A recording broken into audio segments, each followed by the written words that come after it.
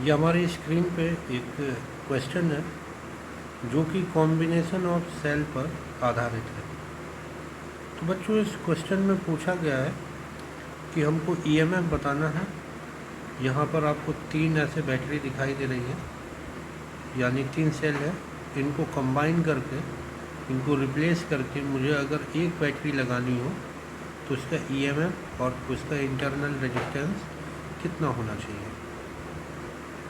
तो बच्चों, ये कॉम्बिनेशन के जो न्यूमेरिकल्स है बहुत ही आसान होते हैं। इनमें बस आपको कुछ बातें याद कर लेनी है, उसके बाद इन क्वेश्चंस में बिल्कुल भी जान नहीं रहती है। तो यहाँ पर जैसे हमें जो न्यूमेरिकल दिखाई दे रहा है, यहाँ पर ये वाला जो हिस्सा है जहाँ 2 पैरेलल सेल लगे हुए हैं, तो हमारी कोशिश रहती है पहले हम इनको सॉल्व करें, उसके बाद फर्दर हम आगे बढ़ेंगे। ठीक है, तो देखें हम इनको कैसे सॉल्व करते हैं। तो सबसे पहले हम इनको सॉल्व करने के लिए देखें, या मैं सॉल्यूशन लिख लेता हूँ। तो सबसे पहले आप देखिए, हमको इन 2 सेल का इक्विवेलेंट ईएमएफ निकाल लेना है। उसके बाद इसका जो भी आंसर आएगा वो इस वाले सेल के साथ सीरीज में कनेक्ट हो जाएगा। तो हम कैसे इक्विवेलेंट ईएमएफ निकालेंगे, उसके लिए एक फार्मूला है, आपको याद रखना है। ये ईएमएफ के इक्विवेलेंट ईएमएफ के लिए फार्मूला है। इसमें क्या याद रखना है हमको, E1/R1 plus E2/R2 plus E3/R3 upon 1/R1 plus 1/R2 plus 1/R3 and so. तो यहाँ हम अगर देखें, जो हमारा फार्मूला, पहले मैं उसको यहाँ लिख लेता हूँ। तो यहाँ हमने इसका फार्मूला नोट कर लिया। तो अब देखिए, सबसे पहले हमको यहाँ दिखाई दे रहा है E1/R1 E2/R2। E1 इसे कंसीडर कर सकते हैं या इसे, या आपके लिए छूट है। कोई भी आप E1 कंसीडर कर सकते हो और किसी को भी E2 मान सकते हो। तो अब देखो हम क्या करते हैं, पहले हम, आप याद रखिए, हमको इन्हीं 2 को सॉल्व करना है, इन 2 बैटरी के कॉम्बिनेशन को। तो इसमें देखिए, अगर मैं इस 10 वोल्ट वाली बैटरी को E1 अगर कंसीडर कर ले रहा हूँ तो मुझे क्या लिखना होगा, 10 अपॉन इस सेल का इंटरनल रेजिस्टेंस बाई 2। अब देखिए, इन दोनों बैटरी के जो टर्मिनल्स हैं उनको ध्यान से देखिए। इसका जो ये पॉजिटिव टर्मिनल है वो इधर है और इसका पॉजिटिव टर्मिनल इधर है, यानी दोनों की डायरेक्शन कैसी है, अपोजिट है। तो हमें करना क्या होगा, तो हम एक बैटरी को पॉजिटिव मान लेते हैं और जो उल्टा लगा हुआ उसको नेगेटिव मान लेते हैं। अब ये आपके लिए छूट है कि आप 10 वोल्ट को पॉजिटिव कंसीडर करो या माइनस, या 4 वोल्ट को जो भी कंसीडर करना, पॉजिटिव माइनस।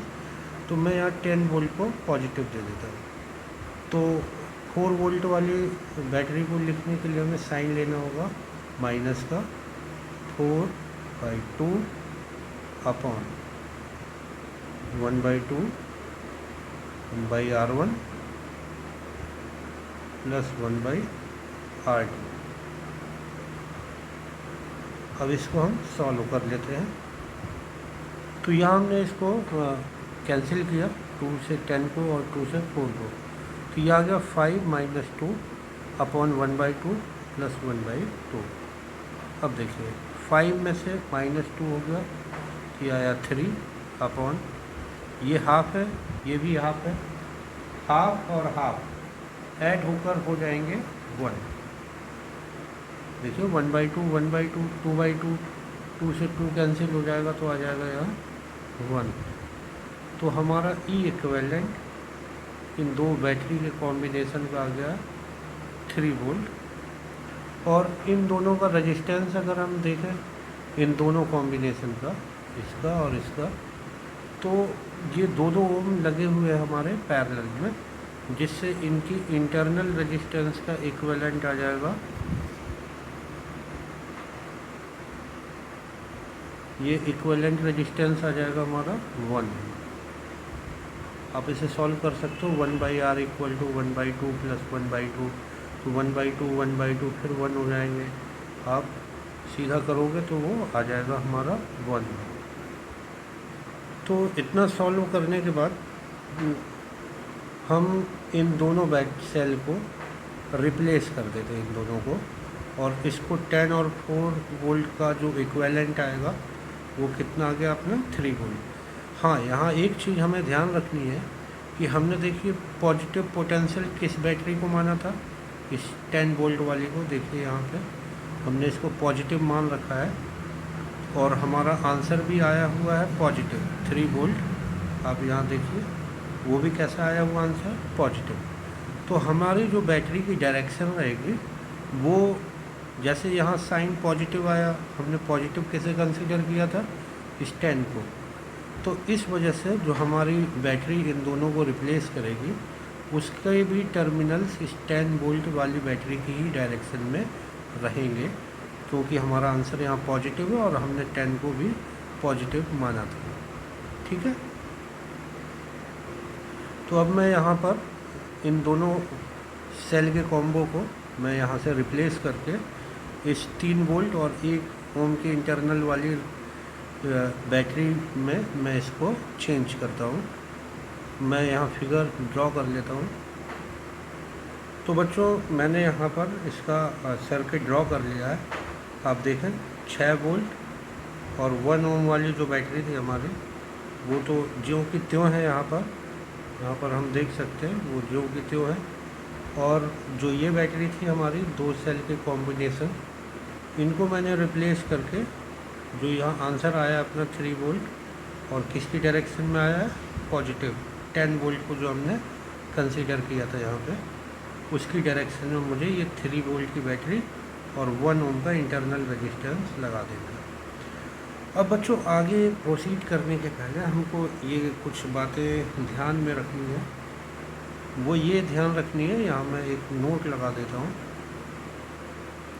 कि याद रखिए आप, कभी भी बैटरी के पॉजिटिव टर्मिनल से किसी बैटरी का नेगेटिव टर्मिनल अगर जुड़ा हुआ है, मान लीजिए इस बैटरी का ईएमएफ है E1, इसका ईएमएफ है E2, तो हमको जो नेट ईएमएफ मिलेगा वो मिलेगा हमें E1 प्लस E2। याद रखिएगा, यानी दोनों बैटरी के हम पोटेंशियल को क्या करते हैं, ऐड कर देते हैं। अगर इसी का ठीक उल्टा मिल जाता है हमको, कुछ ऐसा कि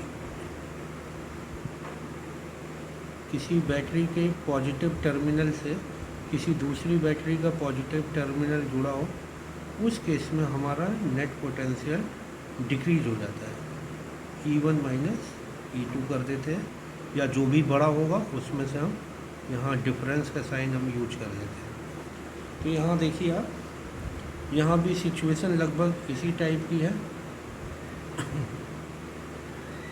कि एक 6 वोल्ट की बैटरी है, एक 3 वोल्ट की। अब देखिए नेगेटिव टर्मिनल से नेगेटिव टर्मिनल जुड़ा हुआ है, इसका मतलब यहाँ पोटेंशियल हमको घटाना है। तो मैंने क्या कहा, बड़े में से आपको क्या माइनस करना है, छोटा वाला।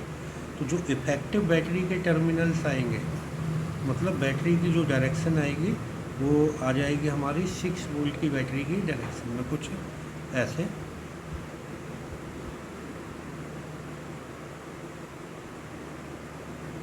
मतलब क्या, 6 वोल्ट वाली बैटरी बड़ी है, 3 वोल्ट वाली कम है। तो जो हमारा नेट पोटेंशियल आएगा 6 माइनस 3, वो इक्विवेलेंट ईएमएफ या नेट पोटेंशियल कितना आएगा हमारा, 3 वोल्ट आएगा। वो मैं यहाँ लिख देता हूँ।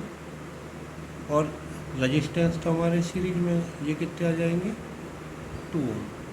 हमें क्या याद रखना है कि जो फाइनल बैटरी हमें मिली है, फाइनल सेल मिला है, उसका टर्मिनल वही रहेगा जो बड़े पोटेंशियल वाले सेल का टर्मिनल था। जैसे 6 वोल्ट का पॉजिटिव टर्मिनल यहाँ है, नेगेटिव का पॉजिटिव यहाँ है, तो हमको जो आंसर मिलेगा वो इसी की डायरेक्शन में मिलेगा। तो यहाँ से आप लिखना चाहें तो लिख सकते हैं, E net equal to 6 minus 3 equal to 3 volt. और रेजिस्टेंस हमारा total internal resistance 1 ohm plus 1 ohm equal to आ जाएगा हमारा 2 ओम। तो यहाँ पर जो हमें 3 सेल और 3 इंटरनल रेजिस्टेंस दिए गए थे वो चेंज होके हमारे 3 वोल्ट की बैटरी और 2 ओम के इंटरनल रेजिस्टेंस से रिप्लेस हो जाएंगे। यानी उन 3 की जगह हम अगर इतने 3 वोल्ट और 2 ओम का इंटरनल रेजिस्टेंस वाली बैटरी लेंगे तो हमारा काम चल जाएगा। तो बच्चों उम्मीद करते हैं ये क्वेश्चन समझ में आ गया होगा। इसके बाद मैं आपको एक और क्वेश्चन आगे दूंगा नेक्स्ट वीडियो में। तब तक के लिए नमस्कार।